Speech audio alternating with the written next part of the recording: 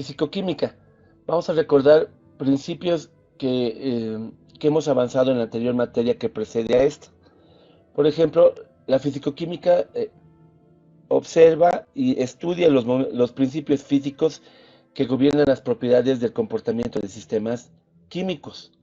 Cuando hablamos químicos, no solamente estamos hablando de reacciones químicas, sino de procesos donde intervienen en distintas fases, tanto sólido, líquido y gaseoso. La fisicoquímica es un sistema químico que puede estudiarse desde el punto de vista micro y macroscópicamente.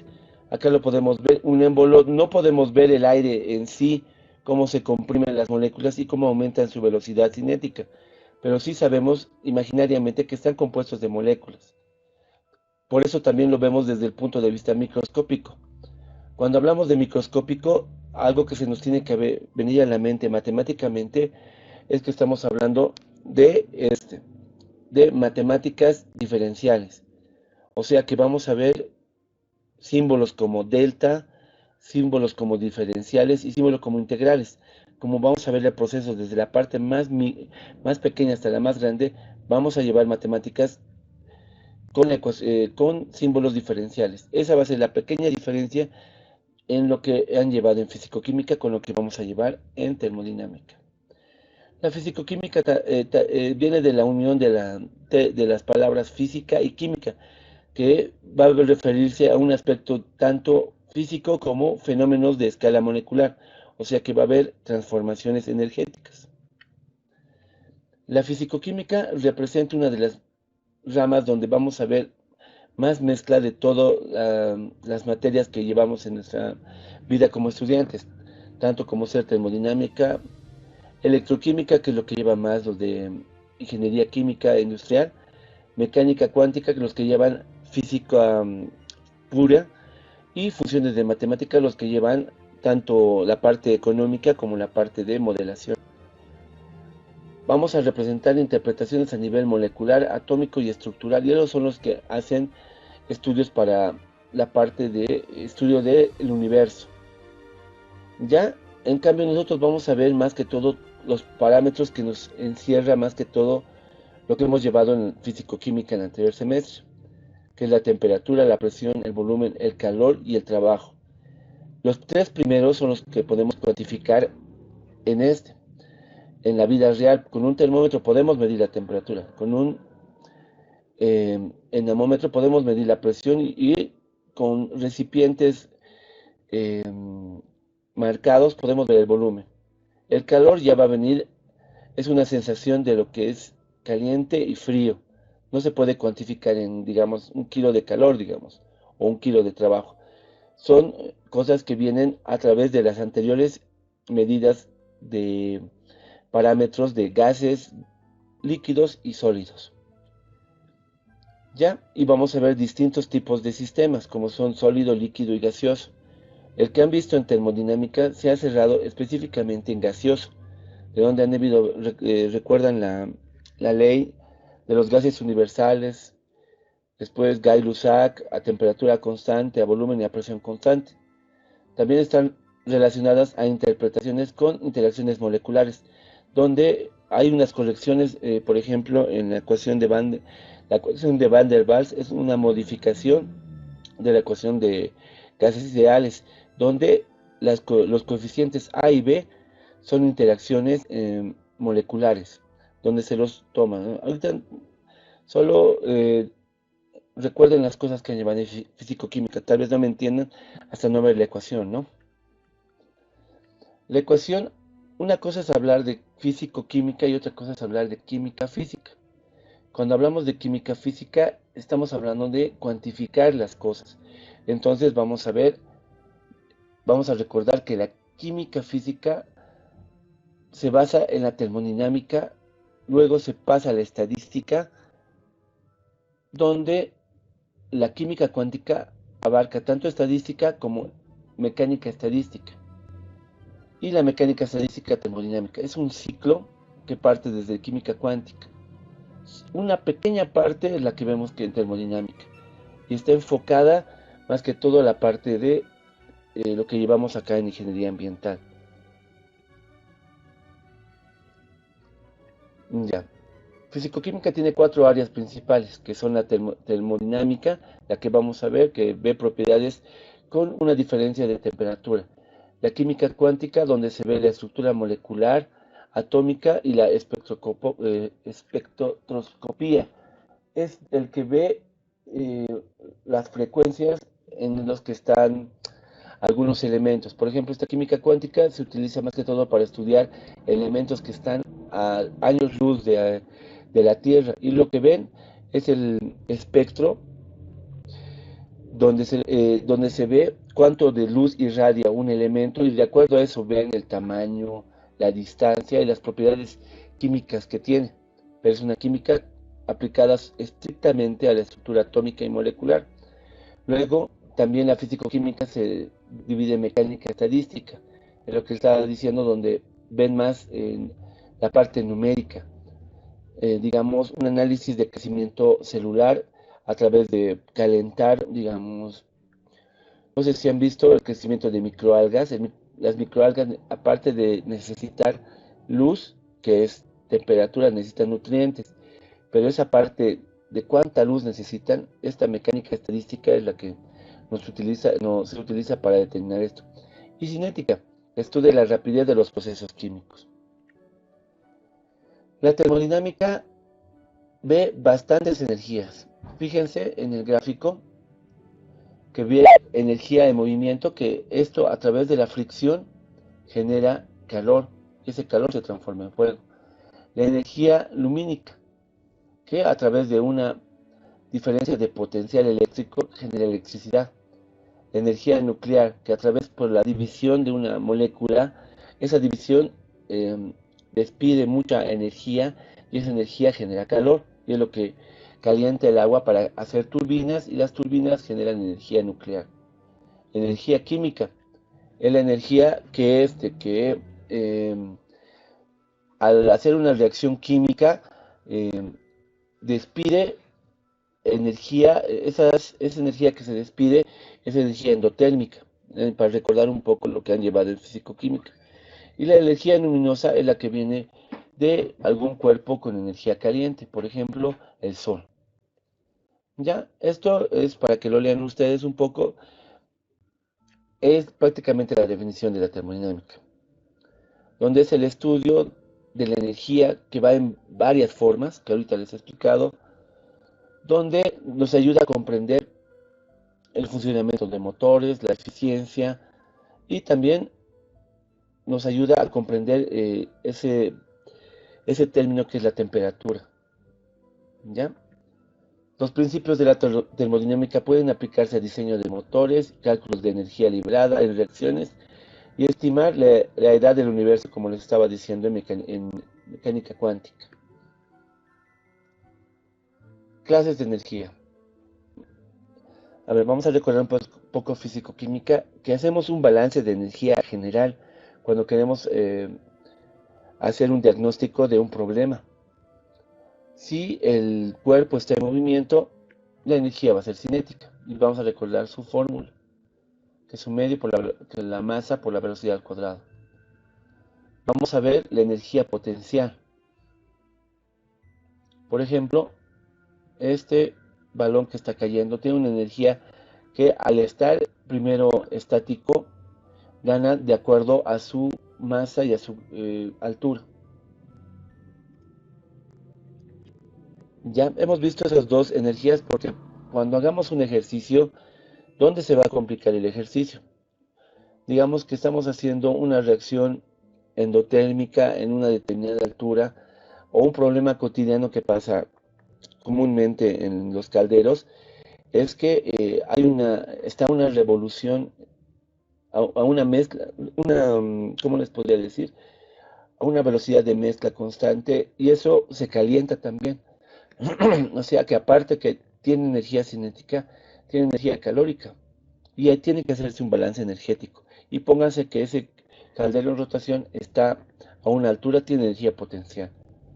Ya vamos a tener que recordar todo lo que hemos aprendido en físico-química, ya que va a ser básico saber aquí terminologías como las que hemos hablado, energía cinética, energía potencial.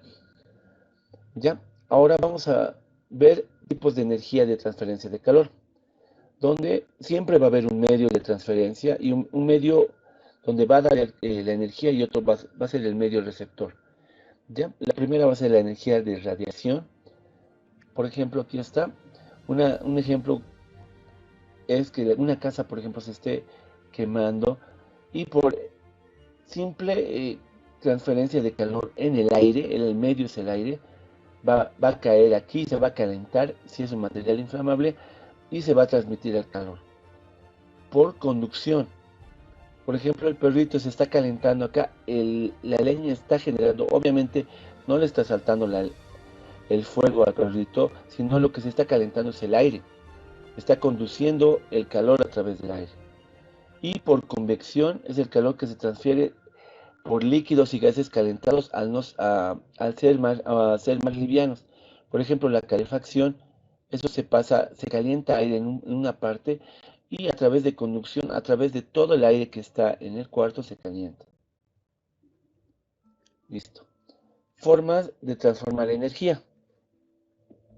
Ya hemos hablado de tipos de calor, de energías que existen. Ahora vamos a hablar de transformar la energía. ¿Cómo podemos transformar la energía? Introduciendo agentes externos. Por ejemplo, el calor. Podemos cambiar el sistema agitándolo con un trabajo mecánico. Y podemos calentarlo también por un trabajo eléctrico. Si ponemos una diferencia potencial, la resistencia, las calderas eléctricas siguen esa metodología. ¿Ya? Vamos a hablar de lo que es sistema. Generalmente el sistema se dice todo el ambiente de lo que rodea un sistema cerrado, aislado. ¿Ya? El sistema abierto es el que intercambia energía y materia. El sistema aislado es incapaz de intercambiar energía y materia. Por ejemplo, los termos. Obviamente en la vida real nada es un sistema aislado eh, completamente. Siempre hay fugas, siempre hay un intercambio de calor. Un sistema cerrado intercambia energía pero no materia. O sea, puede haber intercambio de calor, pero no va a haber por ejemplo, las bolsas para calentar los pies, por ejemplo, son bolsas calientes, pero el agua no sale del recipiente. Lo que hay un intercambio de energía por conducción y convección. Y solo intercambia energía y no así materia. El agua sigue con su misma masa inicial y final. Ya que hay un resumen, que el entorno que lo hemos llamado universo, a lo de medio ambiente, sistema aislado es el que no puede ingresar ni energía ni materia y no puede transferir tampoco energía de él mismo. Sistema abierto es el que transfiere materia y energía también. Sistema cerrado es el que solo puede haber intercambio de energía, pero no así de materia. Y sistema diabático, que ya debemos recordar de físico-química, es el sistema donde hay intercambio de trabajo y materia, pero no así de calor. Por eso, al hacer el balance energético, el calor es igual a cero y por eso se lo llama un sistema adiabático. Vamos a ver porciones de sistemas bajo estudio. Por ejemplo, problemas que podemos hacer donde hay termodinámica, hay una celda electroquímica. Aquí podemos ver donde hay una reacción, hay un puente salino, hay dos electrodos los cuales generan un intercambio de energía y pasa de un estado de oxidación a uno de reducción. Ese es un sistema donde, fíjense, el medio ambiente es la parte externa de todo lo que hay, donde hay un intercambio de energía, un intercambio másico y un intercambio térmico también. O una fibra elástica, que es más sencillo, es todo físico. Cuando pisamos, hay un peso que cae encima de la planta y la planta al caminar hay una fricción en el piso. Y otro ejemplo es un sólido con propiedades magnéticas. Hay un campo, una diferencia de energía potencial magnética, los cuales generan campos magnéticos que atraen por diferencia de carga, el positivo atrae el negativo y por eso hay una atracción de metales a un imán. Podemos describir con ejemplo, por ejemplo, de los alrededores o universo, un ejemplo, un baño de agua en el que se sumerge un recipiente sellado que contiene un gas. Otro puede ser el aire que rodea un material magnético. Sistema y el medio el que lo transmite o el medio que lo recibe. Frontera. La frontera puede ser móvil, puede ser rígida, puede ser permeable, puede ser impermeable y puede ser diatérmicas. Móviles son los que permiten realizar trabajo. Por ejemplo, los alicates, por ejemplo. Podemos hacer fuerza, imprimir fuerza y nos da un trabajo mecánico. Las rígidas son las que no sufren un desplazamiento, pero pueden tener energía potencial. Las permeables son las que no permiten el paso de materia, como les dije de la bolsa caliente. Los impermeables no permiten ninguno, ni paso de energía, ni paso de materia. Puede ser, por ejemplo, las geomembranas, las que se utilizan en rellenos sanitarios. Después diatérmicas, las que permiten intercambio de calor y son también conductoras. Y las adiabáticas son las aislantes, las que no permiten intercambio de calor. Vamos a comenzar con el repaso de la ley cero de la termodinámica, la ley del equilibrio. Por ejemplo, podemos ver aquí en el gráfico dos sistemas. Uno es el objeto 2, el objeto 3 y el objeto 1, donde hay dos sistemas que podemos llamarle A y B que están a la misma temperatura, por eso están en el mismo color, azul. B está a la misma temperatura que C, que podría ser el objeto 2 y el objeto 3. Y el objeto A, que es el objeto 1, están a una diferente temperatura. Pero como el medio está siendo calentado, estos dos objetos azules van a llegar a un equilibrio térmico. A eso se refiere la ley de la termodinámica, la ley cero de la termodinámica. Si un componente A está caliente y el componente B está a diferente temperatura, va a haber un momento en que todo el sistema va a llegar a un equilibrio térmico final, donde solo va a haber una temperatura. Esta temperatura es una condición donde cada cuerpo tiene un nombre aprendido a medir, un sistema arbitrario y una escala de referencia. ¿Ya? Siempre sabremos delimitar el nombre, el sistema y el medio. Y así vamos a poder representar bien en los ejercicios. Ya. Ahora hablemos del repaso de la primera ley de la termodinámica, que nos dice que es la primera ley, es la ley de la conservación de la energía, donde nos dice que la energía no se puede crear ni destruir, solo se puede transformar. Siempre vamos a partir de un sistema ideal y de ahí vamos a partir a un sistema real. Bien, el sistema real es donde vamos a ver ya estas cositas que son deltas y se pueden volver diferenciales, ¿no ve? Si recordamos un poco lo que le hemos avanzado en cálculo 1. Lo que nos dice la primera ley es que un trabajo realizado en un sistema va a generar un calor y la suma de estos dos energías nos va a generar un trabajo interno. ¿Ya?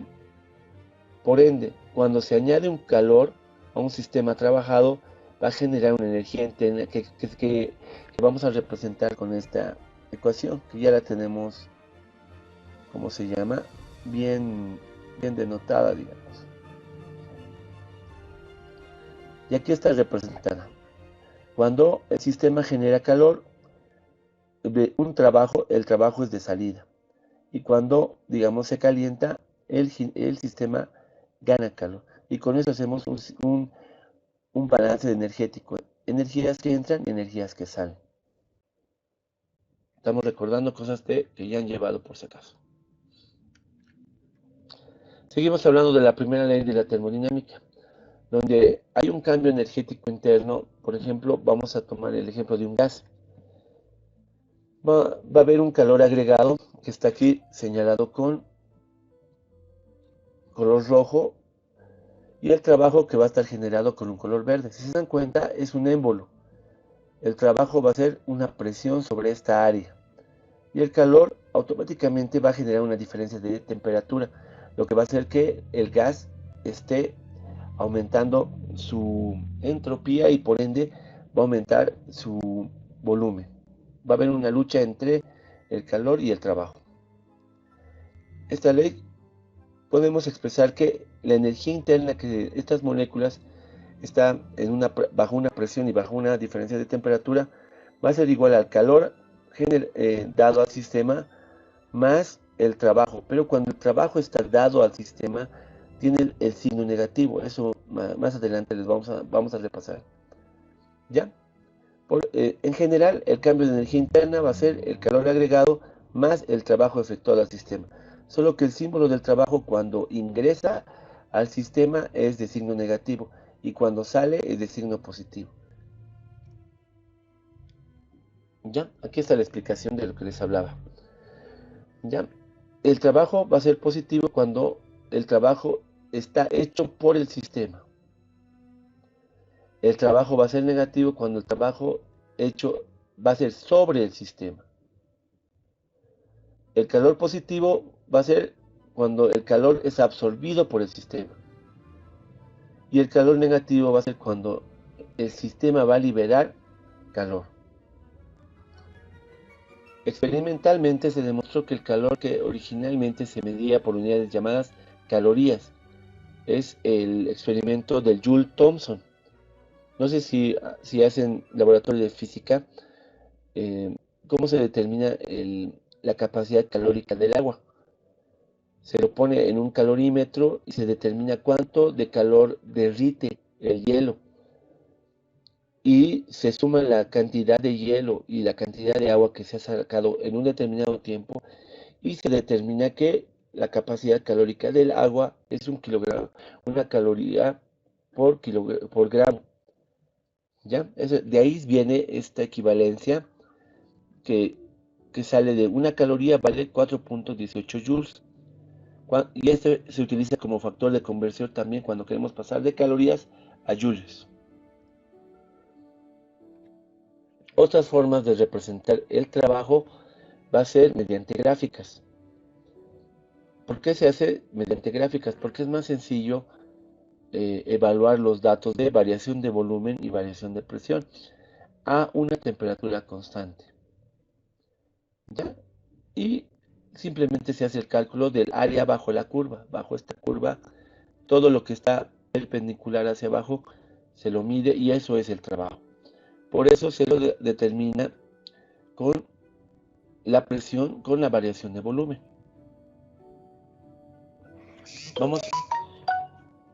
Vamos a ver también este aumento de temperaturas del calor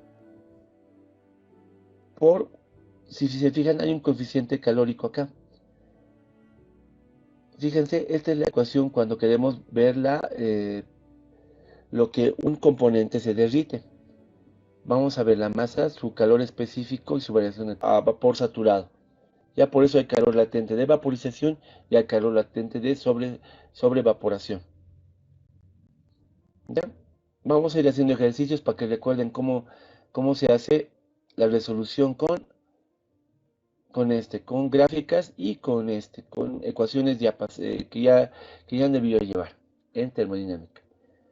Vamos a ver procesos termodinámicos, tanto la trayectoria del camino que sigue el sistema. Por ejemplo, ahora recordando las gráficas, vamos a ver, ¿cómo se llama? Vamos a ver los procesos isotérmico, isobárico, isócoro, adiabático y cíclico. Todos los hemos llevado en fisicoquímica, pero de manera muy superficial. Ahora lo vamos a ver como les he explicado, va a haber un trato a lo macro y a lo micro. Por eso vamos a llevar con ecuaciones diferenciales.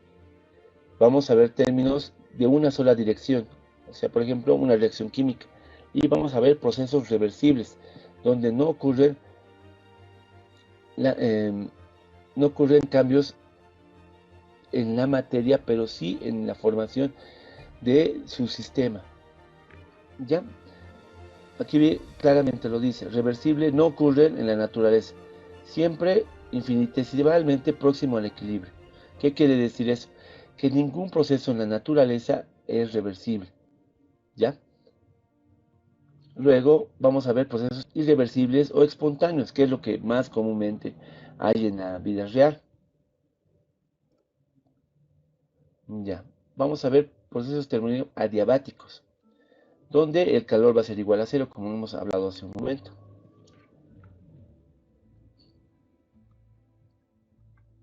La energía interna del fluido se realiza, debe de crecer.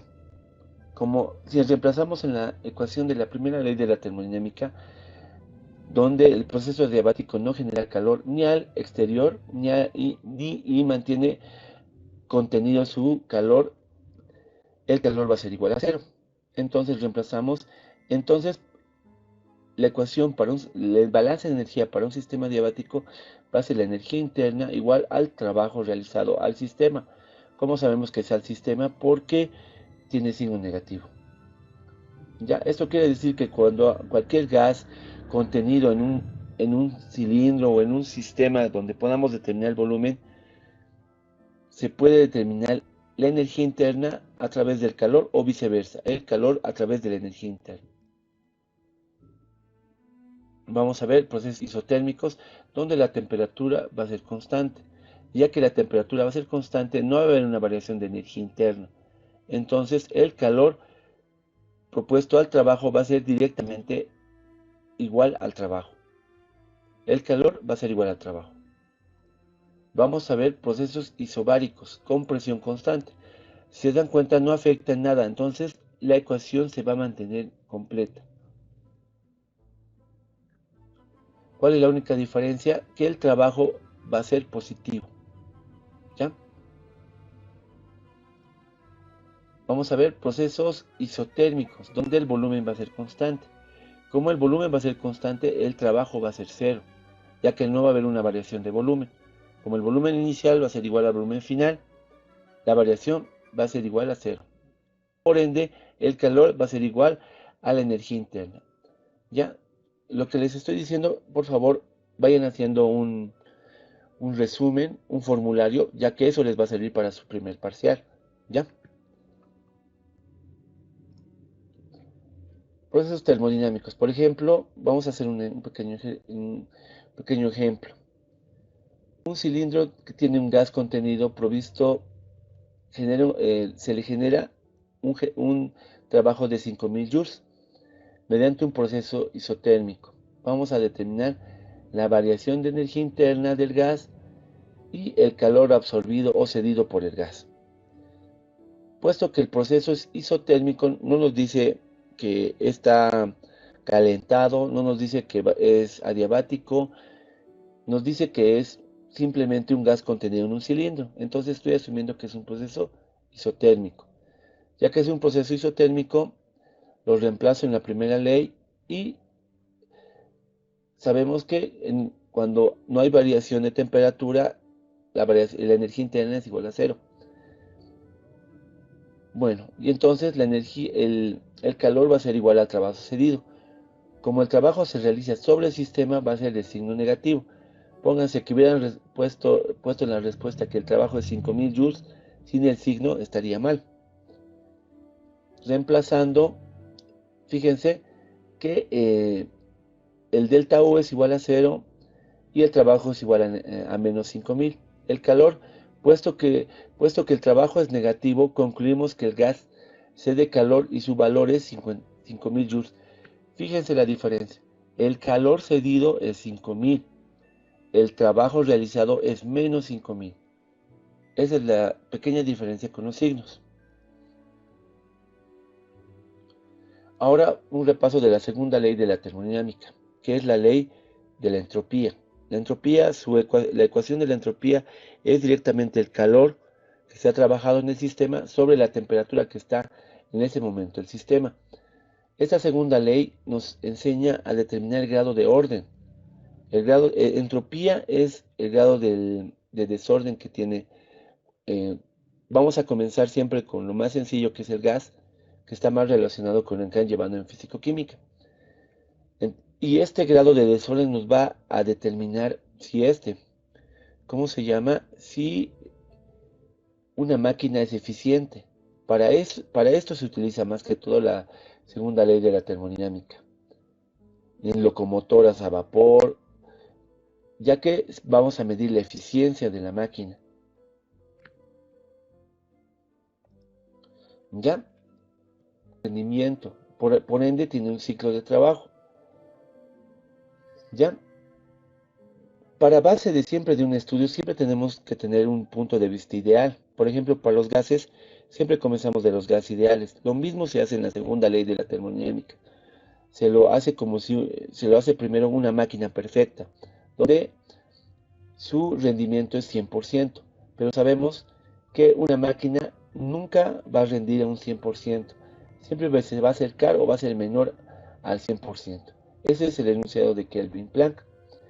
El enunciado de Clausius-Capeiron nos dice que un proceso que tenga un único resultado puede pasar la energía de un foco frío a un foco caliente.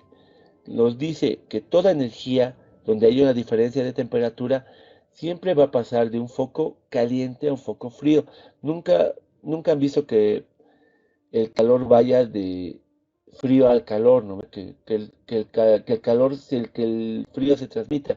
Siempre el calor se transmite al lugar más frío. Es necesario ejercer un trabajo a un sistema para que el enunciado cambie la dirección.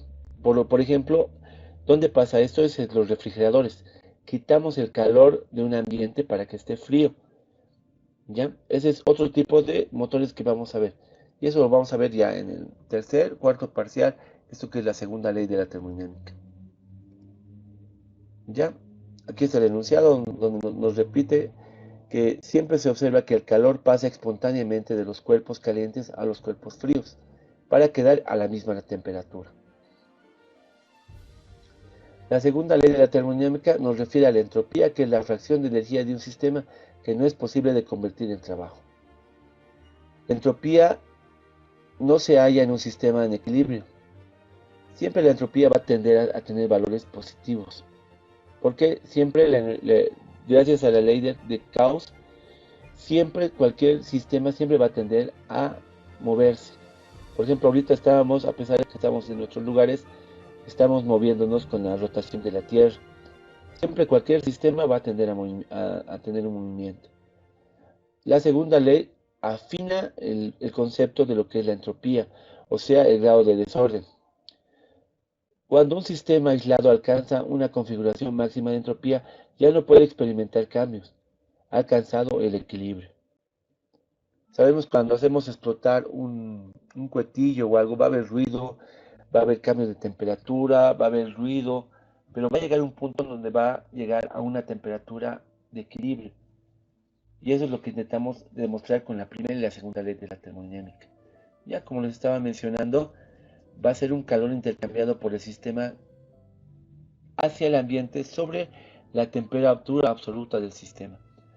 Las unidades de entropía siempre vamos a llevar al sistema internacional calorías sobre Kelvin, ¿ya? Y es lo que va a estar en los textos. La única diferencia que va a ser que, de que físico-química calculábamos estos datos.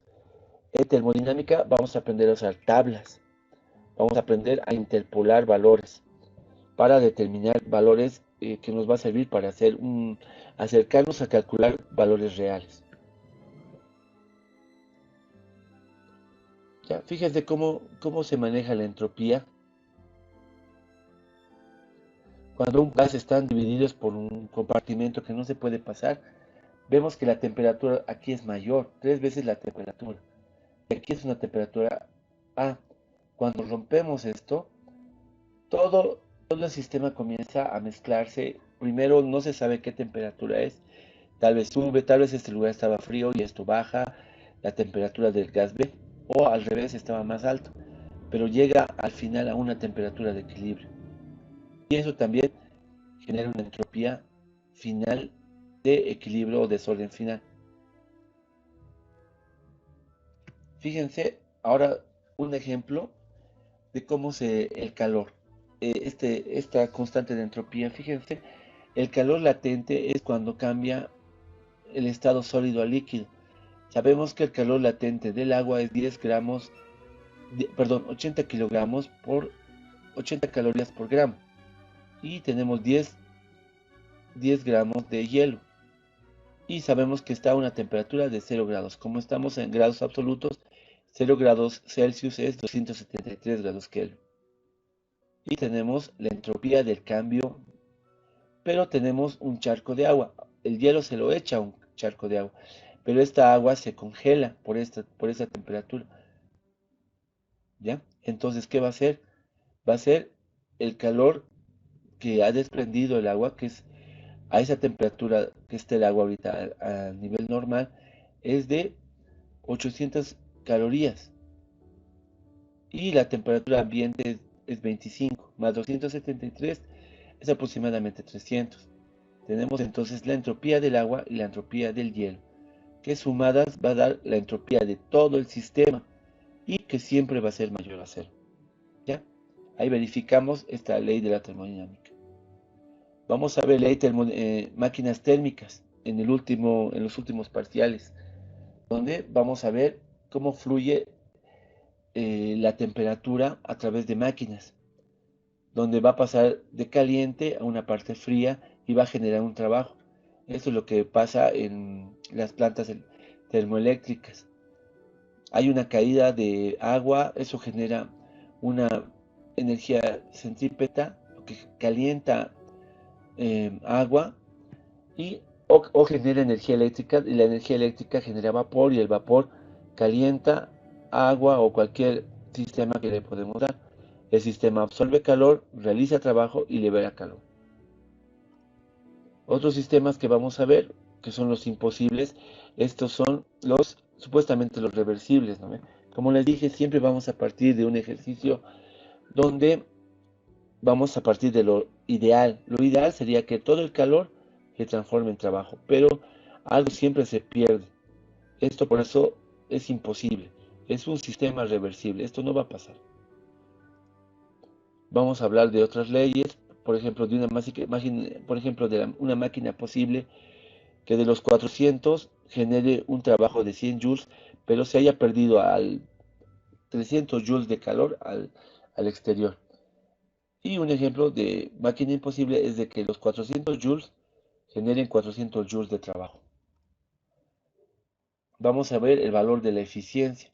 Vamos a ver la máquina de Carnot, donde directamente, en vez de referenciarse a la cantidad de calor o energía, se refiere a la diferencia de temperaturas del componente caliente, que aquí está en inglés hot, y el componente frío, ya que aquí lo vamos a llamar TC.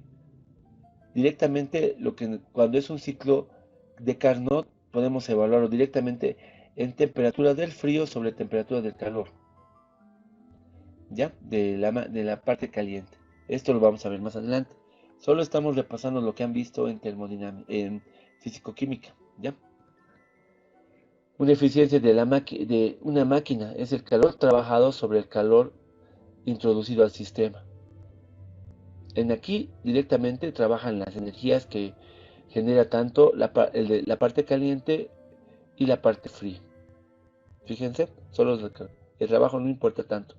Pero ese trabajo, como es un sistema isotérmico, solo va a ser igual al calor. Y el calor va a ser la diferencia del calor generado por la parte caliente menos la parte fría. Lo dividimos el denominador, esto se convierte en 1 y esto en esta parte de la fórmula. ¿Ya? Y eso se llama eficiencia. Y con esto de eficiencia vamos a ver tipos de máquinas. Vamos a ver la máquina térmica, donde el rendimiento tiene que ser menor a 1.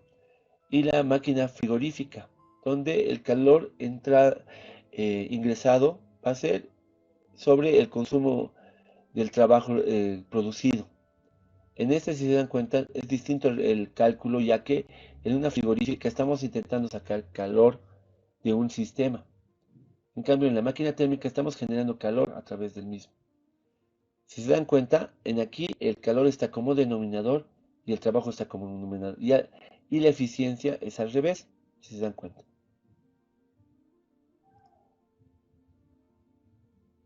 Ya, por ejemplo, aquí un ejemplo sencillo, así eran los ejemplos en termodinámica. Ahora vamos a avanzar un poco más, vamos a conocer más profundamente esto. Fíjense, solo sabiendo cuánto eran las temperaturas, podíamos hallar cuánto era el calor en la parte fría y caliente, y solo era reemplazar en la fórmula, y con eso sabíamos cuánto de eficiencia tenía. En los refrigeradores es al revés. Fíjense, en un refrigerador el calor es absorbido de la parte fría a la parte caliente por un trabajo realizado a la máquina. Es lo que pasa en los refrigeradores. ¿Ya? Es imposible construir un refrigerador que consuma toda la energía de la parte fría a la parte caliente. Por eso no hay un sistema reversible. Por ende, han debido ver que los refrigeradores tienen en la parte de atrás unas rejas donde se despide el calor. Ese es el calor que se pierde al quitarle la energía a la parte del sistema para que se congele. ¿Ya? Aquí les estoy dejando algunos ejercicios básicos para que recuerden. ¿Ya? Y en base a estos ejercicios, quiero que resuelvan estos ejercicios propuestos. ¿Ya?